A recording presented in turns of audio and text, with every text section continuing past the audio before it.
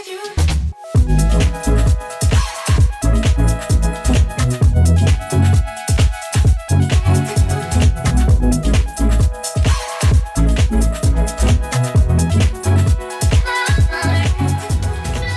welcome to Thought Garden on the Air, where we explore the strategies and stories behind today's most impactful personal brands.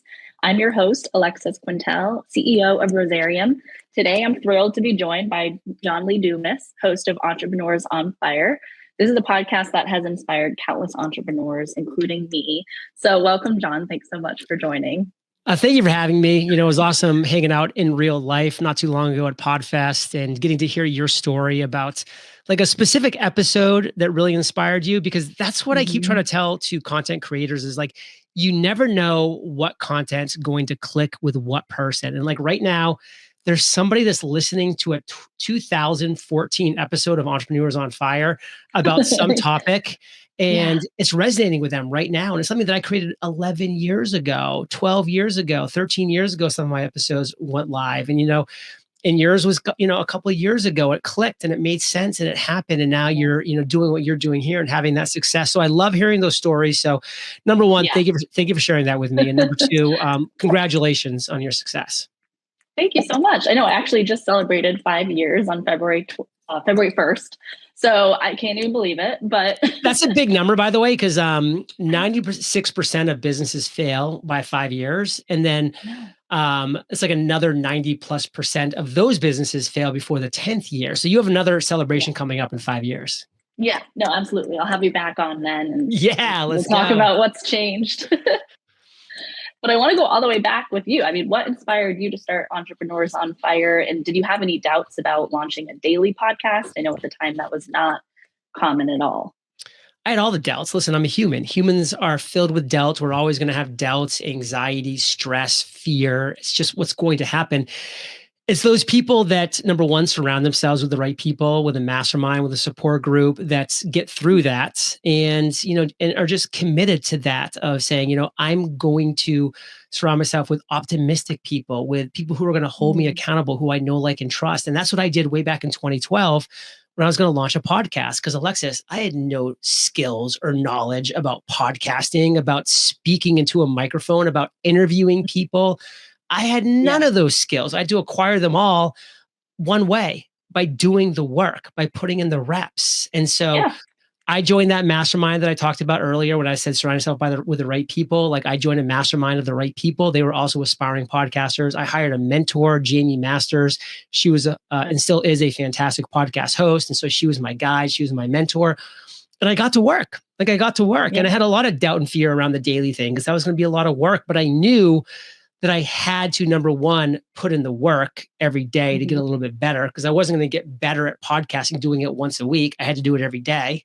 And number two, I wanted to talk to as many cool people as possible. And doing a daily show, I'm speaking to 365 people a year. That's pretty fun. I know. That's crazy.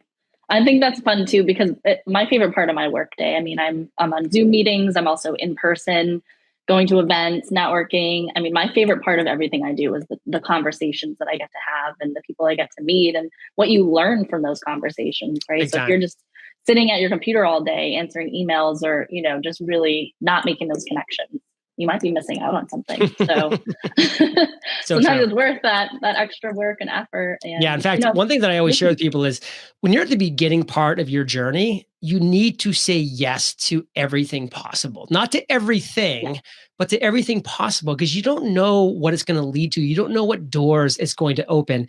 Once you kind of get into your groove a couple of years in, 4 or 5, you're getting to that point right now, and then even beyond, then you've got to start being more selective, because you've got to say, okay, my time is super valuable. I'm running a successful business. Now, what do I say, no to, which is almost everything? What do I say yes to, which is almost nothing? Because when you say yes to one thing, you're saying no to all the other things that you could potentially be doing or could happen to you, or opportunities that could arise at that time. So you're going to be very selective, but it's a journey. A lot of people say, oh, like when I first launched my business, I'm going to say no to everything because I need to be focused. And I'm like, well, you need to work hard and you need to say yes to so many things that you can, because you don't know what conversation, what meeting, what event. I mean, look at us. I mean, now we have, a friendship that we're building because of meeting at a conference that you decided to go to in real Right. life. Like, and Right. that's cool. Like, that's fun. And, I have thousands of networks and connections and friendships like that from over the years of doing this since 2012. Yeah. Yeah. And so for listeners that haven't heard me tell this story, which I'm surprised because I've now told it a million times, but when I met you, the first thing I said was there was one episode very specifically that I listened to in 2021, and it was the future of marketing is personal branding. And, this is when I was kind of at a standstill in my business. I was 1 year in and I was a marketing consultant, and it was COVID. So I lost most of my clients, that I had. And I also realized, I'm the kind of person that I like to stand out. I don't want to be like everyone else. And I felt like everyone was doing marketing, social media, SEO. Like, you heard the same things over and over again, but listening to that episode with you, you kind of just, you had a really great guest on the show. She had a study that she was specifically referring to. I love the data points behind her argument. And it was this aha moment for me where I could help people build these personal brands that are profitable and, really help them grow their business. And so, that's just an amazing testament to what you've built. But I'm curious, how many of these stories do you hear? Like, do you hear, I mean, you have over 100 million downloads. Like, how many people have you heard from that even started a business or made, major changes like I did because of your show?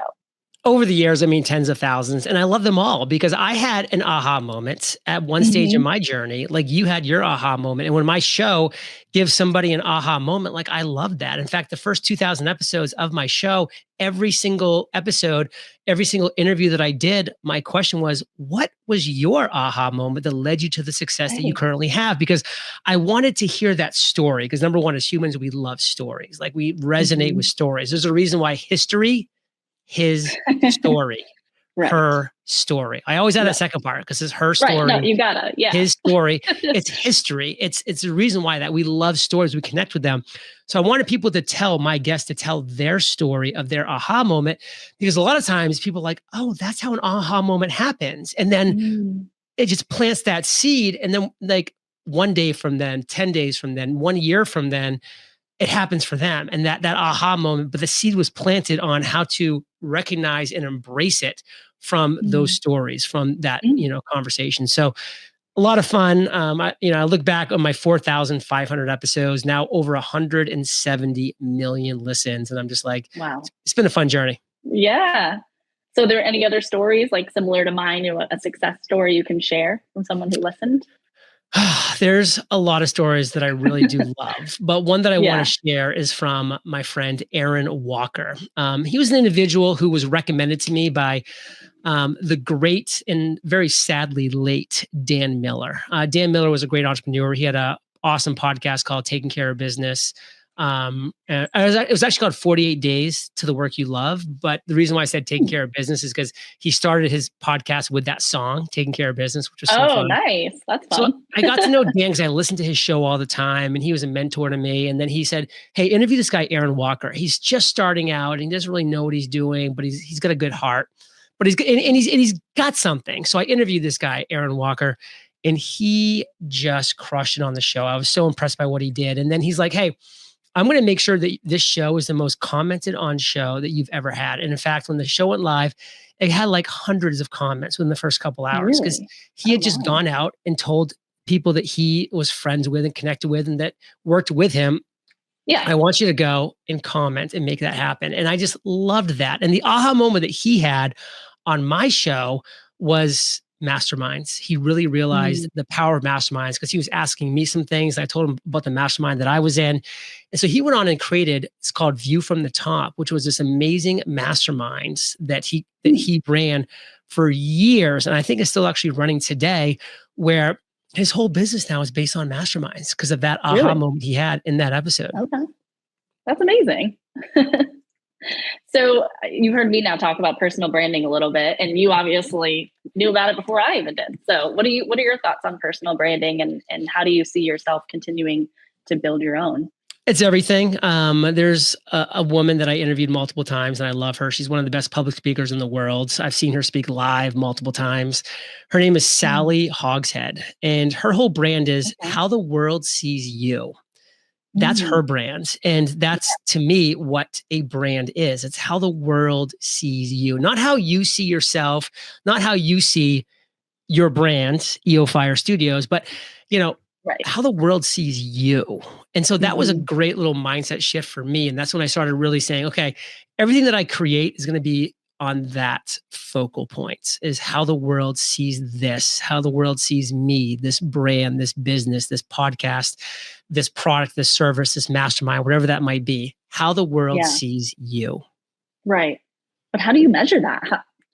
I mean, everyone has a hard time imagining what someone else's first impression is of them. I mean, how do you really measure how the world sees you? You got to have conversations. It's not easy. You got to ask for them. Yeah. You got to reach out. And when people reach out to you and say, hey, I enjoyed this episode, or hey, like that was cool, or whatever, you stop them. You say, hey, can I ask you 4 questions? Like, number one, how did you find out about me? Like, what Mhm. led you to my to my podcast, to my business, to my brand? So you can start doing more of those things that are working. Number 2, what do you like about my business? What do you like about my brand? Number 2, Mhm. what don't you like about my business? What don't you like about my brand? And then that was number 3. And then number 4 is, what is your biggest struggle right now in this world? Because these are Mm. your biggest fans. These are your biggest like listeners, viewers. These are your people. This is your audience. This is your tribe. Like, you want to know what their problems are so that you can decide, hey, do I want to create solutions for this problem, for that problem, for Mm. this? And then you get to pick and choose as you kind of create your business and your life around that. Mhm. And it's constantly evolving, right? I mean, if you ask someone those same questions once a year, you could get completely different answers. But It that is allows you to kind of stay ahead. constantly evolving. Yeah. Yeah. Well, so now, I mean, you've built something so huge. It's now a media empire. But what's next for John Lee Dumas? What's next is really realizing what's enough, because you can just keep building your whole life and just build, build, build. And there are some people that should do that. The Gary Vaynerchuks Mhm. of the world. I know Mhm. Gary. He's a great guy. He never wants to stop building. And guess what? He never should stop building, because he Yeah. never wants to stop building. I don't have that unrelenting drive. I have drive, and it's led me to build what I built. But now I Mhm. also have this thing of like, I love where I live. I love my Mhm. schedule. I'm going to be Right. very intentional about what I say yes to. In fact, I'm going to say no to most things. And when I say yes to things, it's going to be very efficient. Like, it's going to be very Mhm. focused. Like, you and I are talking on the 1 day per month that I do interviews on other shows. And I have 15 interviews on other shows today. And you and I have a Okay. lovely 15 minutes together. Right. I'm giving you a couple extra minutes because we're friends, but it's got to be under 20 because I'm back to back today. Right. And No. I'm very focused on that. So I Mhm. really focus on, like, what is enough? And then once you get to that point, don't keep grinding, is what I decided makes me happy. And so now it's more of Okay. like, is there a couple things we can take off our plate that we don't need to be doing, that's taking up more time than it is worth the revenue that it might be bringing in?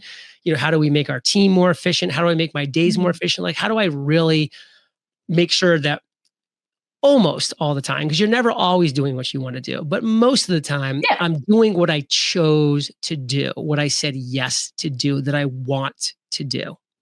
Right. Exactly. And so it sounds like you're focusing almost on the operations and how you can start to pull that away. Are you delegating more to, like, are you bringing on a team and just, hiring and offering those kinds of Well, because responsibilities to others? hiring brings on its own troubles as well. And Yeah. hiring, listen, a team is amazing and we have a team.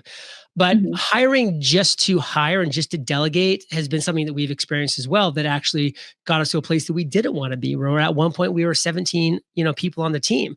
Oh, Now we're wow. down to like essentially 3. And Oh, so, wow. we continued to trim over years, because we said, we're going to sunset this mastermind. We're going to stop Okay. offering this course. And so, like, we've just really focused. And by the way, and we were saying goodbye to revenue, but we were also saying goodbye to complexity and to added Mhm. work and energy that had to go into those things, and just Right. kind of keep the 2 or 3 things that are really working for us, because that's what we wanted. Because we started a family, and we live in Puerto Rico, and like all these different things. So I mean, that's what we decided. But it was an evolution. We're 13 years into this. Yeah. Years 0 through 5. I was in total grind mode. Years 5 Right. through 10, I was maybe on, still grinding, but starting to say, okay, what do I want to start? What do I want this to look like in a couple years? And then moving towards that. Mhm. And then now the Mhm. past 3 years, like we've gone to that place where it's where we want it to be now. And that could change in the future. I could wake up Right. tomorrow with an aha moment that has me so fired up that I start a whole new thing. And that's fine as Yeah, well, you because never know.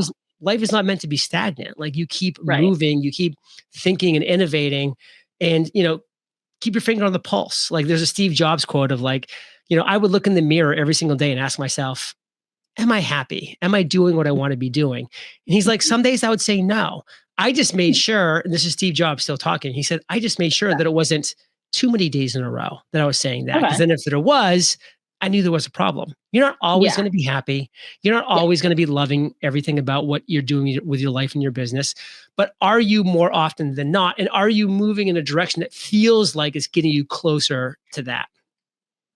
Right. Absolutely. So I'm curious to know too, do you have a favorite year now? I mean, you're year 13. Is there one that stands out as was your favorite? It's gonna be this year because it comes with the addition of, my first child, my son, Mhm. Bo, who you got to meet. And Yeah. it's just cool to like kind of have both the business and then like, after I'm not interviewing today, like I get to go play with him for a little while and have some fun with that and Right. see him. And so, every year has been great for different reasons. And Mhm. this is my favorite year yet. I love it. I love that answer. I'd have to agree too. I feel like, you're like I said, year 1 through 4, we're good, the Right. building year, but yeah, and I'm still grinding, but I have the energy too. I have the drive, Yeah, and I don't think I've woken up and not been happy doing what I'm doing that's pretty awesome. since like at least like 6 months, maybe. So I feel like Yeah, that's a good amount of time. So that is a good amount of time. just gonna keep pushing. But yeah, well, so thank you so much for joining and for sharing your journey and wisdom. So for those of you who somehow don't know Entrepreneurs on Fire, what's the best place to connect with you and, maybe listen to some episodes or hear any other projects you're doing? All the magic happens at eofire.com. We have some great free courses for entrepreneurs there. And of course, my podcast is Entrepreneurs on Fire. And, one of my biggest prides that I've created in the past 13 years, I've only published one book. It's called The Common Path to Uncommon Success. It's a 17-step roadmap to financial freedom and fulfillment. So that's what it's all about. And it's been great catching up, Alexis. Yeah, yeah. Thank you so much. If anyone is looking to connect with the Thought Garden or join a future episode, you can reach out to us at rosarium.work or on our socials. We'd love to hear from you. And thank you so much for listening. We'll see you next time on the Thought Garden.